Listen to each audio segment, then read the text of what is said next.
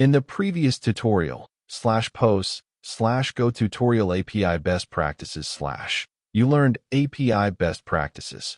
Now let's explore one of Go's most powerful features, generics. Let's break it down. Your first generic function, let's break down func mint CMP ordered, values t CMP ordered, type parameter t with constraint CMP ordered. CMP ordered means t must support equals operators, values t. The parameter is a slice of whatever type t is. The return type is also t. Go infers the type from the arguments.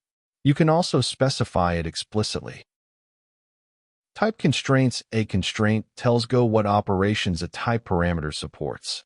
You define constraints as interfaces. The int syntax means any type whose underlying type is int. This includes custom types like type user ID int. Built-in constraints. Go provides useful built-in constraints.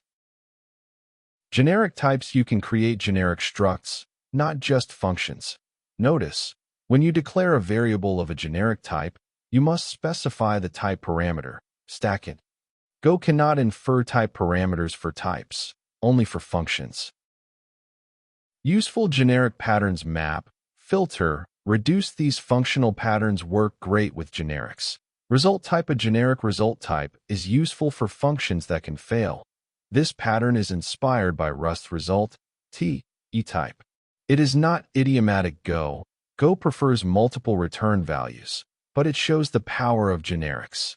Generic map, dictionary, a type-safe ordered map. Multiple type parameters. Functions and types can have multiple type parameters. When to use generics versus interfaces. This is the most common question about Go generics. Here is a simple guide. Use generics when you need type-safe collections, stack, queue, set. You write utility functions that work on many types, map, filter, contains. You want to avoid type assertions and interface. Performance matters. Generics avoid boxing/unboxing overhead. Use interfaces when you define behavior, reader, writer, handler. You need polymorphism, different types, same method. You work with dependency injection. The types have methods. You want to call a good rule. If you need operators, plus, use generics. If you need methods, use interfaces. Common mistakes. 1. Overusing generics. Not every function needs generics.